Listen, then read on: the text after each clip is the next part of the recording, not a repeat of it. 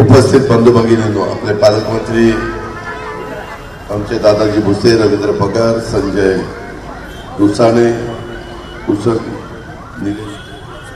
निलेश कचवे, प्रमोद पाटील, मनोहर बच्चाव, विनोद वाघ, किशोर सोनोने, सुनील देवले, निलेश आहे, राजू पिळे, किशोर इंगळे, आमच्या उपस्थित असणाऱ्या सर्व विद्यार्थिनी, माझ्या महिला भगिनी आणि माझ्या मालेगाव परिसरातील जमलेले प्रतिष्ठित नागरिक, पुढे लवकरच महाराष्ट्रामध्ये विधानसभेच्या निवडणुका येऊ घातलेल्या आहेत. महायुतीच्या सरकारच्या माध्यमातून शिवसेना, भाजप आणि राष्ट्रवादी काँग्रेस पक्ष हे सरकार चालवत आहे. अर्थसंकल्पाच्या निमित्तानं आम्ही सरकारच्या वतीनं काही चांगल्या योजना लाभार्थींच्या करता आणलेल्या आहेत आणि त्याच्यामध्ये सगळ्यात लोकप्रिय झालेली योजना म्हणजे मुख्यमंत्री माझी लाडकी बहीण योजना आणि आमच्या शेतकऱ्यांच्या करता आणलेली वीज माफीची योजना. इतर पण युवा युवतींच्या करता योजना आणलेल्या आहेत. आमच्या मुलीच्या गरिबांच्या आहेत, गरीब घरात जन्माला आलेल्या आहेत, त्यांना पण कॉलेजचं शिक्षण मोफत देण्याची पण योजना आणलेली आहे. अशा पद्धतीनं राज्यातल्या गरीब वर्गाला गरिबीतनं वर काढण्याच्या करता, त्यांची आर्थिक क्षमता वाढवण्याच्या करता, त्यांचं विशेषतः महिलांचं सबलीकरण करण्याच्या करता फार विचारपूर्वक मुख्यमंत्री, दोन्ही उपमुख्यमंत्री आणि मंत्रिमंडळातील सर्व सहकारी मित्रांनी हे योजना या आपल्या सर्वांच्या करता आणल्या. मी एकच माहिती तुम्हाला देतो की आम्ही बऱ्याचशा योजना, मी तुमचा सगळ्यांचा वेळ घेत नाही, इथं आल्यानंतर आपण सगळ्यांनी तिन्ही पक्षांनी महायुतीच्या घटक पक्षांनी स्वागत केलं. त्याबद्दल मी शिवसेनेला पण, भाजपला पण, राष्ट्रवादीला पण मनापासून धन्यवाद देतो, त्यांचे मनापासून आभार मानतो. आपल्याला सगळ्यांना एकोप्यानेच उद्याच्याला निवडणुकीला सामोरं जावं लागणार आहे. त्याच्याकरता मी उपमुख्यमंत्री देवेंद्रजी आणि एकनाथराव शिंदेसाहेब मुख्यमंत्री, आम्ही तिघही मिळून महाराष्ट्राच्या वेगवेगळ्या विभागामध्ये एकत्र दौरे करणार होतो. त्याच्यामध्ये सगळ्या आमच्या कार्यकर्त्यांना, सगळ्या आमच्या लोकप्रतिनिधींना, आमच्या घटक पक्षाच्या सगळ्या सहकाऱ्यांना हे एकत्रपणे काम करण्याच्या करता आव्हान करणार आहे.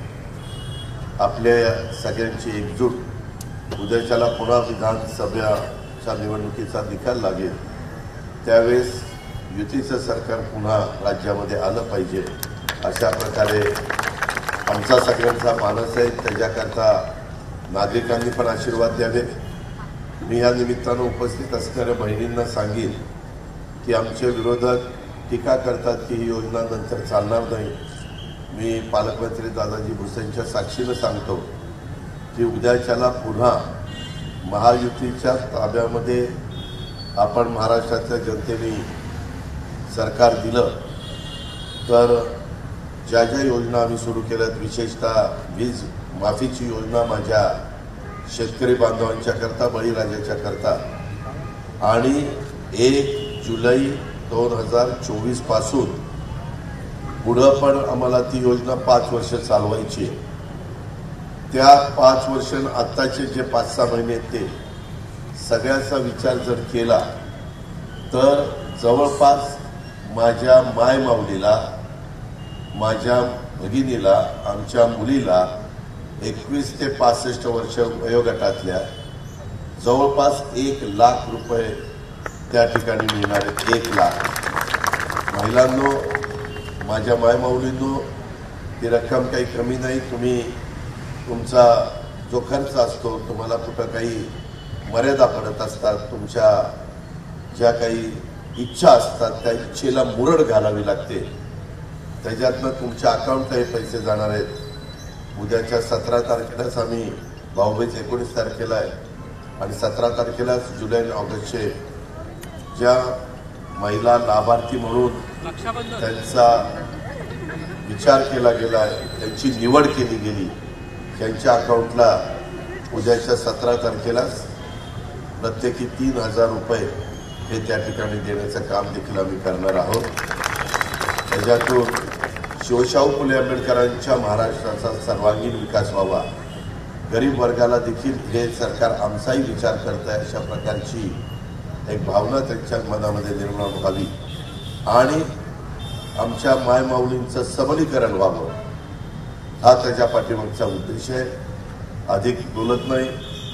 पुढं ज्यावेळेस सगळ्यांच्या निमित्ताने येईल त्यावेळेस जरूर सगळे विस्तृतपणे सरकारने केलेल्या कामाच्या बद्दल, सरकारने घेतलेल्या योजनांच्या बद्दल आणि एकंदरीत महाराष्ट्राच्या पुढच्या भावी वाटचालीबद्दल विस्तृतपणे आम्ही सगळेजण महायुतीच्या वतीनं आपल्याला सांगूच.